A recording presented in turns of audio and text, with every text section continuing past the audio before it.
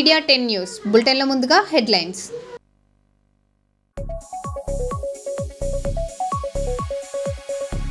జర్నలిస్టుల సంక్షేమానికి 1000 కోట్లు విడుదల చేయాలి, శివసేన డిమాండ్.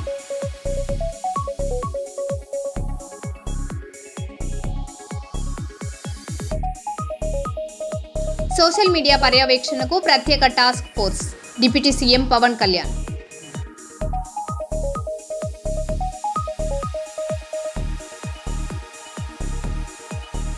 హన్మకొండలో ఉచిత బిర్యానీ ఆఫర్కు జనం పోటెత్తారు, భారీ తోపులాట.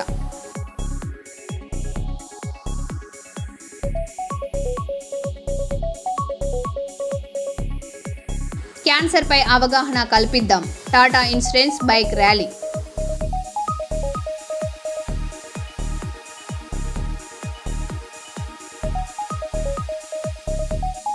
గోదావరికని బస్టాండ్లో చెట్ల తొలగింపు, అధికారుల చర్యలపై భిన్నాభిప్రాయాలు.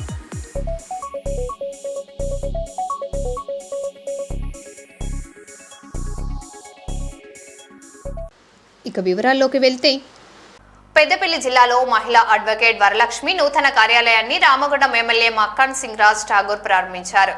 గోదావరికని బస్టాండ్ షాపింగ్ కాంప్లెక్స్ లో ఏర్పాటు చేసిన ఈ కార్యాలయ ప్రారంభోత్సవంలో మేయర్ మహంకాళి స్వామి, డిప్యూటీ మేయర్ పాతపల్లి ఎల్లయ్య, కార్పొరేటర్లు, కాంగ్రెస్ నాయకులు, కుటుంబ సభ్యులు పాల్గొన్నారు. ఈ సందర్భంగా అడ్వకేట్ వరలక్ష్మికి ఎమ్మెల్యే శుభాకాంక్షలు తెలిపారు.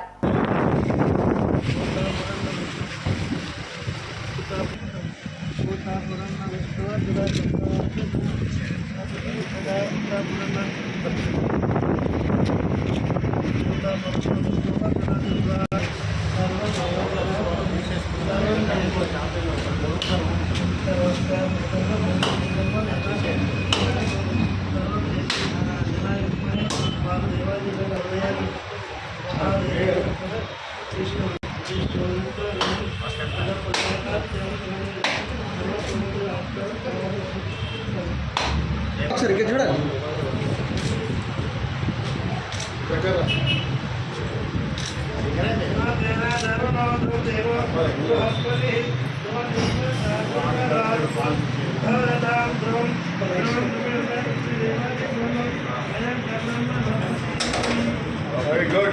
Advocate farm.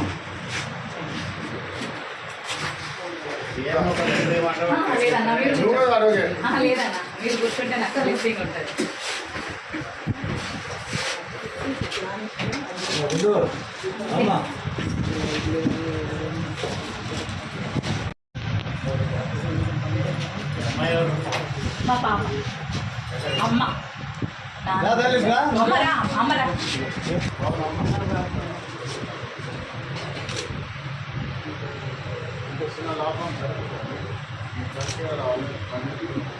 ఇంట్లో శారద కాలేజ్ ఓపెన్ అయిపోయాను. ఇక్కడ నుంచి అందరూ వెళ్తారు కదా, ఇప్పుడైతే ఓపెన్ కాలేదు.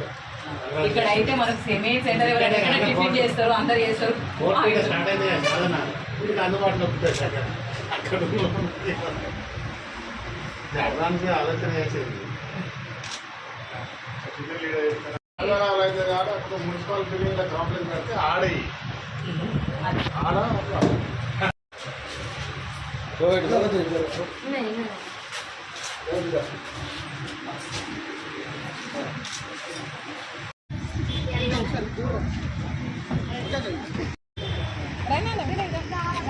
ఓకే రెడీ, ఇక్కడ చూడండి ఒకసారి. అమ్మ రావా, ఇక్కడ చూడండి అమ్మా. నమస్కారం, నా పేరు వరలక్ష్మి. గోదావరికని పట్టణంలో నూతనంగా ఈ కాంప్లెక్స్ బస్టాండ్ డిపో ఆపోజిట్గా నూతన ఈ కాంప్లెక్స్లో నా కార్యాలయానికి ఓపెన్ చేశాను. దీనికి ముఖ్య అతిథిగా మన రామగుండం ఎమ్మెల్యే రాజ్ ఠాకూర్ అన్నగారు విచ్చేసి నా కార్యాలయాన్ని ప్రారంభోత్సవం చేశారు. Thank you so much Raj Thakur అన్నగారు ఫర్ యువర్ బ్లెస్సింగ్స్.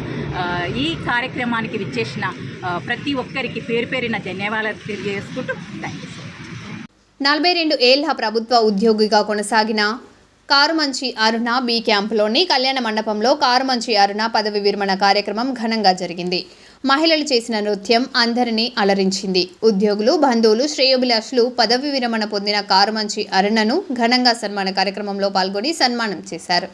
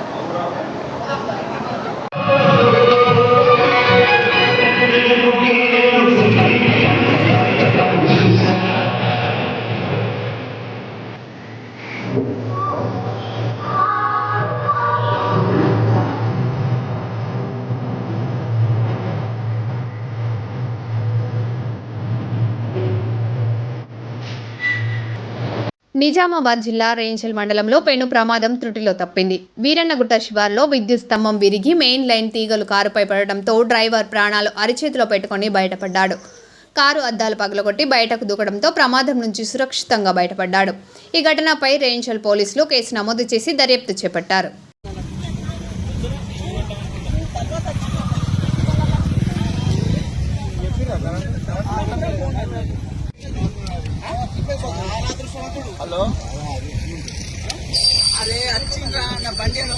కర్నూలు నగరంలోని మిలిటరీ కాలనీలో ఇండియన్ మెడికల్ అసోసియేషన్ భవనంలో విశ్రాంత వైద్యులను ఇండియన్ మెడికల్ అసోసియేషన్ నాయకులు ఘనంగా సన్మాన కార్యక్రమం చేపట్టారు. మెంబర్ ఇచ్చి శాల్వా కప్పి ఘనంగా సన్మానం చేశారు.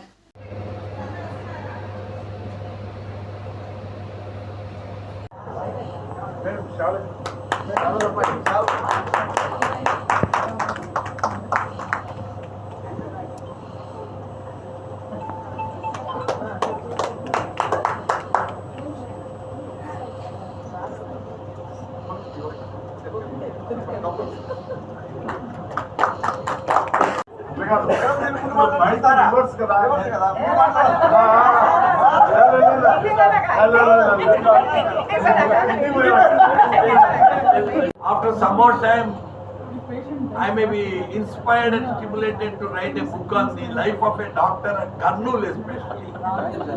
Writing. Because it's a very, very difficult aspect I have observed. And I will have lot of encounters and discussions with Mr. Naidu. So how a patient disappears after referring to the patient to the Naidu. He says, sir, we have sent a patient, he has not come. There can be many a slip between the cup and the lip. I don't know where he goes. Recently I was threatened by one constable. When I diagnosed the incidental ovarian carcinoma to his sister, she came for gas trouble. I did scanning. I told she has got ovarian cancer. They are shouting at me as if I have caused the ovarian tumor. I don't know why they became angry with me and left the clinic in a huff. I don't know. Even Vishnupriya faced so many problems. Every doctor here would have faced some problems. Only thing is they are not revealing it. If we start a discussion from morning to evening, that will not end. Every doctor is like a tipper lorry. How its tires are worn, how it makes noise when it goes on the road. Likewise their life. Okay? I have taken a lot of time after especially the captivating and spellbinding speech of Narasimha Reddy. I should not repeat the same. Thank you one and all for giving me this opportunity. So I wish Ramchandra Naidu, Rammohan Reddy and also Madhavi Savala and many senior doctors, Nirupama, everybody. Actually this should have been attended by more doctors. Yes. Anyhow, thank you. దేనిని ప్రమాణముగా అంగీకరిస్తారో లోకం కూడా దాన్ని అంగీకరిస్తారు. అటువంటి ధర్మ మార్గంలో మనకి ఎన్నో కష్టాలు ఉన్నా కానీ కూడా నరసింహారెడ్డి సార్ చెప్పినట్టు ధర్మ మార్గంలో నడిస్తేనే మన జీవితానికి ఒక అర్థము పరమార్థం తెలుస్తుంది. ఇటువంటి కార్యక్రమాలు చేసిన రామచంద్ర నాయుడు మేము Rammohan Reddy, I think Shyamala, I think they are July 1 doctors day. ఆయన బర్త్డే ఒకటే కాదు, అది ఎందుకు ఆయన స్పెషల్గా సెలబ్రేట్ చేయాలంటే ఆయన వెస్ట్ బెంగాల్కి చీఫ్ మినిస్టర్గా ఉన్నారు, ముఖ్యమంత్రిగా ఉండినారు.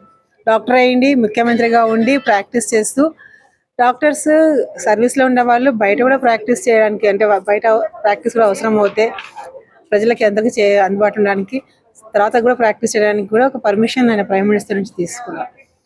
అంటే చీఫ్ మినిస్టర్గా ఉండి ప్రాక్టీస్ కూడా చేసేవాళ్ళనమాట. సో ఒక డాక్టర్ వృత్తి అనేది చాలా పవిత్రమైనది, పేషెంట్లను ప్రాణాలు కాపాడేది.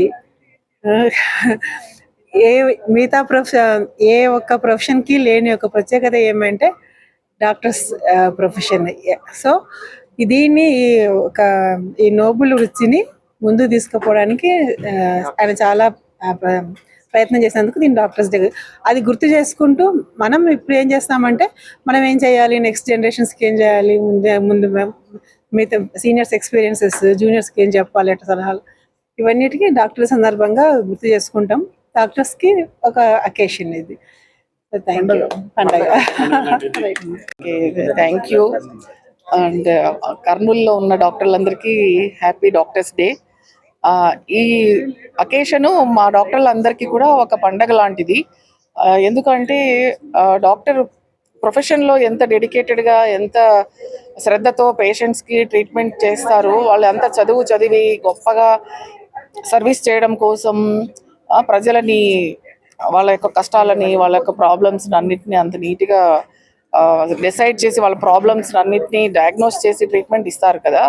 సో దాన్ని ఇది వృత్తిగా తీసుకున్న మేము 10 మందిలో పేరు ప్రతిష్టలు తెచ్చుకుంటూ మంచిగా సర్వీస్ చేస్తున్న డాక్టర్లకి ఇది సెలబ్రేషన్స్ అనేవి ఒక మంచి ఊపునిస్తుంది అనమాట. అంటే ఇన్స్పిరేషన్ ఇస్తుంది. సో మంచి సర్జరీస్ చేసిన, మంచి రికార్డ్స్ సృష్టించినా కూడా ఇవి షేర్ చేసుకోవడానికి మంచి ఒక సదవకాశం అనమాట. అదే ఉద్దేశంతోనే సీనియర్ డాక్టర్లు గొప్ప సర్వీసులు చేసి మంచి పొజిషన్స్లో రిటైర్ అయిన డాక్టర్లందరికీ కూడా మనము ఫెలిసిటేట్ చేసుకుని, వాళ్ళ యొక్క గొప్ప స్ఫూర్తిని మనము స్వీకరించి మన రాబోయే జనరేషన్స్ కూడా స్ప్రెడ్ చేయడం వల్ల, సో అలాగా మన కల్టివేషన్ స్ప్రెడ్ అవుతా ఉండడానికి ఇది ఒక అవకాశము. సో ఇందు మూలంగా ఇది అందరికీ కూడా డాక్టర్స్ డే సెలబ్రేషన్స్కి శుభాకాంక్షలు తెలియజేసుకుంటున్నాను. Thank you very much. సందర్భంగా ఇక్కడికి విచ్చేసిన సీనియర్ డాక్టర్లు అందరికీ సన్మానం చేసుకోవటం మా అదృష్టంగా భావిస్తున్నాం. యాజ్ ఈ కాలేజ్ స్టూడెంట్గా మా సీనియర్స్, ప్రొఫెసర్స్ అందరూ ఈ సమావేశానికి అటెండ్ అయ్యి వాళ్ళని అందరూ సన్మానించినందుకు మేము చాలా సంతోషంగా ఉంది. Thank you. హనుమకొండలో హోటల్ ప్రారంభోత్సవం సందర్భంగా 300 ఉచిత బిర్యానీ ప్యాకెట్ల ఆఫర్ గందరగోళానికి దారితీసింది. ఆఫర్ కోసం సుమారు 1000 మందికి పైగా జనం ఒక్కసారిగా ఎగబడడంతో భారీ తోపులాట జరిగింది. స్థానిక పోలీసులు రంగప్రవేశం చేసి పరిస్థితిని అదుపులోకి తీసుకురావడంతో ఉద్రిక్తత సద్దుమణిగింది. ఈ ఘటన సంబంధించిన వీడియో సోషల్ మీడియాలో వైరల్ అవుతుంది.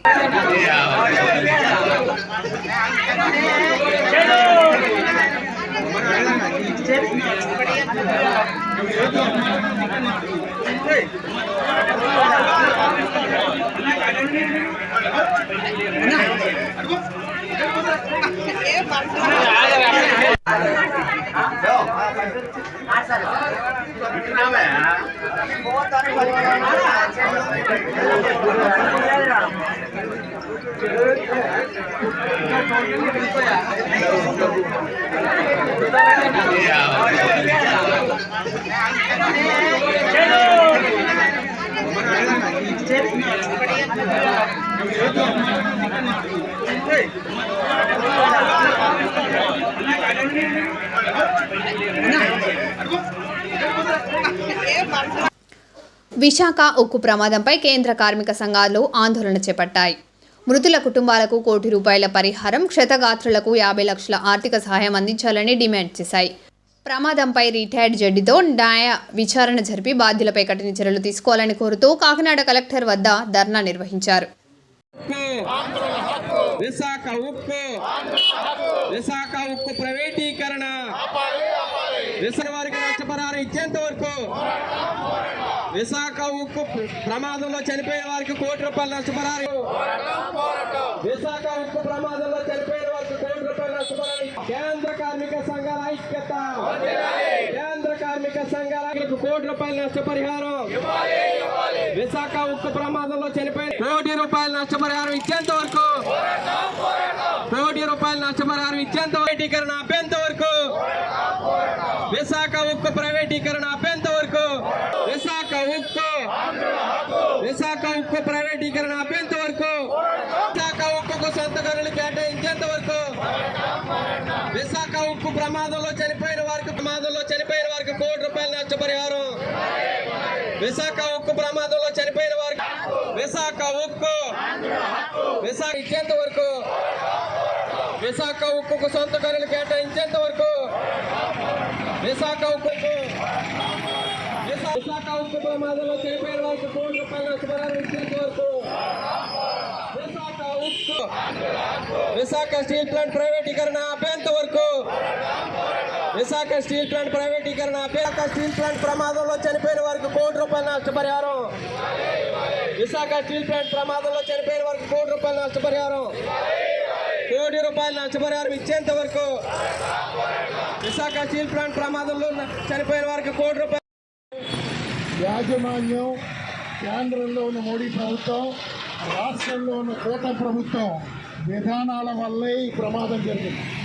అంటే 10 మంది కార్మికులు ఎవరైతే చనిపోయారో, ఏవి నాగేశ్వరరావు సిఐటియు రాష్ట్ర ప్రధాన కార్యదర్శి, విశాఖ స్టీల్ ప్లాంట్ దుర్ఘటనలో చనిపోయిన 10 మంది కార్మికుల కుటుంబాలకి కేంద్ర కార్మిక సంఘాల తరఫున ప్రగాఢ సంతాపాన్ని, సానుభూతిని తెలియజేస్తాం. ఈ దుర్ఘటన కారణం అక్కడ స్టాండర్డ్ ఆపరేటింగ్ ప్రొసీజర్స్ ఫాలో కాకపోవడం, భద్రతా ప్రమాణాలు పాటించకపోవడం వల్లే ఈ ప్రమాదం జరిగింది. ప్రమాణాలు పాటించుంటే 10 మంది కార్మికులు ఇవాళ మనతో పాటు సజీవంగా జీవించి ఉండేవాడు.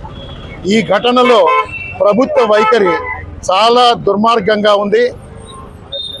ఈ ఘటన మీద జ్యుడిషియల్ ఎంక్వైరీ కండక్ట్ చేయాలి, దోషుల్ని శిక్షించాలి. ప్రమాదాల్లో మృతి చెందిన వాళ్ళకి ₹1 కోటి నష్టపరిహారం చెల్లించాలి. అలాగే గాయాల పాలై హాస్పిటల్ పాలైన వాళ్ళకి ₹50 లక్షల నష్టపరిహారం చెల్లించాలి. ఇక రెండవది, భద్రతా ప్రమాణాలు పాటించాలి అని చెప్పి డిమాండ్ చేస్తూ ఉన్నాం. ఈ డిమాండ్ తోటి ఈరోజు రాష్ట్ర వ్యాప్తంగా అన్ని జిల్లా కేంద్రాలలోనూ కేంద్ర కార్మిక సంఘాలు, రాష్ట్ర కార్మిక సంఘాలు కలిపి నిరసన తెలియజేస్తున్నాం. రాష్ట్ర ప్రభుత్వం, కేంద్ర ప్రభుత్వ వైఖరి చాలా దుర్మార్గంగా ఉంది.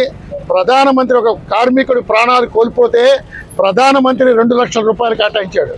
ఇంత అంటే కార్మికుల ప్రాణాలకి ప్రధానమంత్రి ఇచ్చి విలువ ఇదా అని చెప్పి మేము అడుగుతున్నాం. ఘటన జరిగిన వెంటనే లోకేష్ గారు అక్కడికి వెళ్ళారు. వెళ్ళి ఏం మాట్లాడుతున్నాడు ఆయన, కార్మిక సంఘాలు మమ్మల్ని అడుగుతున్నాడు, మేము కూడా అక్కడే ఉన్నాం, మీ కుటుంబాల్లో ఎవరైనా చనిపోయారా అని అడుగుతున్నాడు. అంటే అంత అవివేకం, అపరివేకంగా మాట్లాడుతున్నాడు. అలాగే లోకేష్ గారితో పాటుగా వాళ్ళ డిప్యూటీ సీఎం పవన్ కళ్యాణ్ కూడా వెళ్ళాడు. ఆయన ఏం చెప్తున్నాడు, దీని మీద నాకు అంత అవగాహన లేదు అంటున్నాడు. ఇది వీళ్ళ యొక్క పరిస్థితి. కాబట్టి జ్యుడిషియల్ ఎంక్వైరీ జరపాలి, ₹1 కోటి నష్టపరిహారం ఇవ్వాలి, భద్రతా ప్రమాణాలు పాటించాలి. ఈ ప్రమాదానికి కారకులైన టాప్ మేనేజ్మెంట్ ఎవరైతే ఉందో, చైర్మన్ అండ్ మేనేజింగ్ డైరెక్టర్ సహా అందరినీ కూడా అరెస్టులు చేయాలి. తూతూ మంత్రంగా 6గురిని సస్పెండ్ చేశారు, కింద స్థాయి ఉద్యోగుల్ని. దీనికి కారణం వాళ్ళు కాదు. ఇవాళ ఈ ప్రమాదానికి కారణం ఒకటి, స్టాండర్డ్ ఆపరేటింగ్ ప్రొసీజర్స్ ఫాలో కాకపోవడం, రెండోది పర్జింగ్ ప్రాసెస్లో ఉపయోగించే ఎడిటివ్స్ ఏవైతే ఉన్నాయో ఇవన్నీ కూడా సబ్ స్టాండర్డ్, అక్కడ అవినీతి జరిగింది. అలాగే ఈ ల్యాడల్ ఏదైతే ఉందో, ల్యాడల్ పైన కనీసం కవర్ కూడా లేదు. ఆ కవర్ ఉండుంటే కనుక 1600 డిగ్రీలు ఉన్న ద్రావకం కింద పడేది కాదు, కార్మికులు మాడి మచ్చ అయ్యేవారు కాదు. కాబట్టి దీనికి కారణం యాజమాన్యం యొక్క అవినీతి. వాళ్ళందరి మీద కూడా శిక్షలు చేయాలని చెప్పి కేంద్ర కార్మిక సంఘాలుగా మేము డిమాండ్ చేస్తూ ఉన్నాం. అలాగే స్టీల్ ప్లాంట్కి సొంత గనులు కేటాయించాలి, ప్రభుత్వ రంగంలో కొనసాగించాలి. మృతి చెందిన కార్మికులకు ₹1 కోటి నష్టపరిహారం చెల్లించాలని కేంద్ర కార్మిక సంఘాల ఆధ్వర్యంలో డిమాండ్ చేస్తూ రాష్ట్ర వ్యాప్తంగా ఇచ్చిన పిలుపులో భాగంగా కాకినాడ కలెక్టరేట్ కార్యాలయం వద్ద ఏఐటీసీ, సిఐటియు, ఐఎఫ్టియు కేంద్ర కార్మిక సంఘాల ఆధ్వర్యంలో నిరసన తెలియజేస్తా ఉన్నాం. ప్రధానంగా ₹1 కోటి తక్షణమే వాళ్ళకి నష్టపరిహారం చెల్లించాలి. క్షతగాత్రులకు 50 లక్షల రూపాయలు చెల్లించాలి. వారి కుటుంబకులకి పర్మనెంట్ ఉద్యోగ అవకాశాలు కల్పించాలని చెప్పేసి మేము డిమాండ్ చేస్తూ ఉన్నాం. గత ప్రభుత్వం విశాఖలోని ఫార్మర్ బ్లాస్టింగ్ అవడం వల్ల వెంటనే ఆ ప్రభుత్వం ₹1 కోటి ప్రకటించింది. ఈ ప్రభుత్వానికి ఏ మాయరం వచ్చిందని చెప్పేసి మేము ప్రశ్నిస్తా ఉన్నాం. తక్షణమే ప్రభుత్వం ₹1 కోటి ప్రకటించాలని చెప్పేసి కోరుతున్నాం. మరి ముఖ్యంగా పరిశ్రమల్లో తనిఖీలు అనేది చాలా నిర్లక్ష్యంగా వ్యవహరిస్తున్నారు. గత ప్రభుత్వంలో అదే జరిగింది, ఈ ప్రభుత్వంలో జరుగుతుంది. అంటే కొత్త సీసాలో పాత సారాన్ని నింపినట్టుగా ఉంది తప్ప పాలల్లో మాత్రం ఎక్కడ మార్పు రాలేదు. ఈ విధంగానే కొనసాగుతుంది. పరిశ్రమలో తనిఖీలు చేయాలి, ప్రమాదాలను నివారించాలి, అన్ని విధాలుగా చర్యలు చేపట్టాలని చెప్పేసి కోరుతా ఉన్నాం. వాళ్ళు విశాఖ స్టీల్ ప్లాంట్ లో మృతి చెందిన కార్మికులకు నష్టపరిహారం చెల్లించాలనే విధంగా కేంద్ర కార్మిక సంఘాల ఆధ్వర్యంలో చేస్తున్నాం. సొంత గనులు కేటాయించాలి, ప్రభుత్వంలోనే కొనసాగించాలి. వాళ్ళకి న్యాయం జరిగే వరకు కేంద్ర కార్మిక సంఘాల ఆధ్వర్యంలో పోరాటాలు నిర్వహిస్తూనే ఉంటాము. మొట్టమొదటిగా విశాఖ స్టీల్ ప్లాంట్ ప్రైవేటీకరంగా కాకుండా ఉండడానికి కేంద్ర కార్మిక సంఘాలే పోరాటం చేస్తున్నాయని చెప్పేసి సందర్భంగా తెలియజేస్తున్నాం. నా పేరు తోక ప్రసాద్, ఏఐటీసీ జిల్లా ప్రధాన కార్యదర్శి. ఏపీ స్టేట్ కమిటీలో ఉన్నాం. అయితే ఈరోజు ఈ జిల్లాలో మరి కాకినాడ జిల్లాలో కేంద్ర కార్మిక సంఘాల ఆధ్వర్యంలో ఈరోజు మహాధర్నా జరుగుతుంది. దీనికి బలమైన కారణం మరి వైజాగ్ ఉక్కు ఫ్యాక్టరీలో మరి 10 మంది అగ్నికి ఆహుతి అయిపోయారు. దీనిపై కేంద్ర ప్రభుత్వం కానీ రాష్ట్ర ప్రభుత్వం కానీ ఎట్టి బస్సులో కూడా ఇప్పుడైనా కూడా న్యాయం జరగకుండా మరి చూస్తున్నారు. దీన్ని భారీ స్థాయిలో ఇది కార్మికుల పట్ల అలాగే మరి ఎవరైతే మరి ఎంప్లాయీస్ ఉన్నారో వాళ్ళందరూ కూడా ఆందోళన చెందుతున్నారు. దీన్ని దృష్టిలో పెట్టుకుని గవర్నమెంట్ గారు అలాగే యాజమాన్యం వారు కూడా వాళ్ళ మీద కూడా కేసు ఫైల్ చేయాలి. చాలా దారుణం ఇది. సేఫ్టీ వ్యవస్థ లేకుండా ఇవాళ దారుణంగా ఇవాళ కార్మికులు చనిపోయారు. దీనికి ₹1 కోటి మరి కేటాయించాలి. ఒక వ్యక్తికి ₹1 కోటి ఒక కార్మికుడికి. అలాగే మరి ఉద్యోగం కేటాయించాలి, గవర్నమెంట్ వారి భూమి కేటాయించాలి. దీని మీద కేంద్ర కార్మిక సంఘాలు ఏఐటీసీ, సిఐటియు, ఐఎన్టీసీ, ఐఎఫ్టియు అని అందరి ఆధ్వర్యంలో కూడా అన్ని 50 మంది కార్మిక ఆధ్వర్యంలో కూడా ఇవాళ కలెక్టర్ రన్న జరుగుతుంది. కాబట్టి దీన్ని కూటమి ప్రభుత్వం వారు మరి దీనికి జాగ్రత్తలు తీసుకుని కార్మిక సంఘాల సమాఖ్య ఐఎఫ్టియు రాష్ట్ర కోశాధికారి ఈ దేశంలో ఉన్నటువంటి మోడీ ప్రభుత్వం ప్రభుత్వ రంగ సంస్థలను అమ్మడమే తప్ప కార్మికులను ఆదుకోవడంలో విఫలమైంది. ఇప్పటికే స్టీల్ ప్లాంట్ ప్రైవేటీకరణ చేయొద్దని పెద్ద ఎత్తున కార్మికులు, ప్రజా సంఘాలు, ట్రేడ్ యూనియన్స్ ఆందోళన చేస్తున్నప్పుడు కూడా అసలు ప్రభుత్వం స్పందించట్లేదు. ఇక్కడ ఇంత ప్రమాదం జరిగితే గత ప్రభుత్వం ₹1 కోటి ఇస్తే దాన్ని రాష్ట్ర ప్రభుత్వం 20 లక్షలు ఇచ్చి దులుపుకోవడం చాలా దుర్మార్గమైన చర్య. గత ప్రభుత్వం ఎవరైతే ₹1 కోటి ఇచ్చిందో ఆ ₹1 కోటి కేటాయించాలని కోరుతున్నాయి. ఇటువంటి ప్రమాదాలు జరిగినప్పుడు యంత్రాంగం స్పందించట్లేదు, ఫ్యాక్టరీలని అజమాయిషీ చేయట్లేదు, తనిఖీలు చేయట్లేదు. ఈ కాకినాడ ప్రాంతంలోనే అలాగే వైజాగ్ ప్రాంతంలో ఎట్రోడక్స్ కానీ దక్కన్ కంపెనీలు కానీ వాళ్ళు వ్యర్థాన్ని సముద్రంలోకి వదిలేస్తున్నారు. వేల మత్స్య సంపద చనిపోతున్నారు. రీసెంట్గానే చేపలు, తాబేళ్లు పెద్ద ఎత్తున చనిపోయి ఇటువంటి ఫ్యాక్టరీల మీద చర్యలు తీసుకోకపోవడం వల్లే అందులో వస్తున్న ప్రమాదం కార్మికులు చనిపోతున్నారు. ఎట్రోడక్స్ ఎంతో మంది మహిళా కార్మికులు పనిచేస్తున్నారు. వాళ్ళు ఎంత శ్రమకు ఫలితం లేక ఆందోళన చేస్తున్నప్పటికీ వాళ్ళకి జీతాలు పెంచడం కానీ చనిపోయిన కార్మికులకి కనీసం నష్టపరిహారం ఇవ్వడంలో ఈ రాష్ట్ర కేంద్ర ప్రభుత్వాలు విఫలమైనాయి. ఇదే పద్ధతిలో కొనసాగితే భవిష్యత్తులో కేంద్ర కార్మిక సంఘాలు పెద్ద ఎత్తున ఉద్యమం చేపడతాం. వైజాగ్ స్టీల్ ప్లాంట్ లో సజీవ దహనమైనటువంటి 10 మంది కార్మికులు వెంటనే ₹1 కోటి నష్టపరిహారం, ప్రమాదంలో గాయపడిన వారికి ₹50 లక్షల ఇవ్వాలని డిమాండ్ చేస్తా ఉన్నాం. ప్రభుత్వం మారితే పథకాలు తారుమారు. 2019లో వైఎస్ఆర్సీపీ పార్టీ అధికారంలోకి వచ్చాక ఓవైపు నిత్యావసర సరుకుల వాహనంలు, మరోవైపు చెత్తను తీసుకెళ్లే వాహనంలు పనిచేయక నిరుపయోగంగా ఉన్నాయి. వైఎస్ఆర్సీపీ ప్రభుత్వంలో అన్నా క్యాంటీన్లను మూసివేశారు. అయితే రైస్ వాహనాలు డ్రైవర్లకు అప్పచెప్పినా చెత్తను తొలగించే వాహనాలు మూలన పడ్డాయి. ఒకసారి రింగ్ రోడ్ వద్ద వాహనాల నుంచి మరోసారి ఆ వాహనాలను తెచ్చి Ashok Nagar water pump house ఎదురుగా ఉంచారు. ఈ వాహనంలో ఎండకు ఎండుతూ, వర్షాలకు నానుతూ తుక్కుపడుతున్నాయి. చెత్తను తోపుడు బండ్లతో తీసుకొస్తూ ఇబ్బందులు పడుతున్న కార్మికుల వైన్యాన్ని కర్నూలు జిల్లా కాంగ్రెస్ పార్టీ మహిళా అధ్యక్షురాలు మీసాల సుమలత మీడియాకు వెల్లడించారు.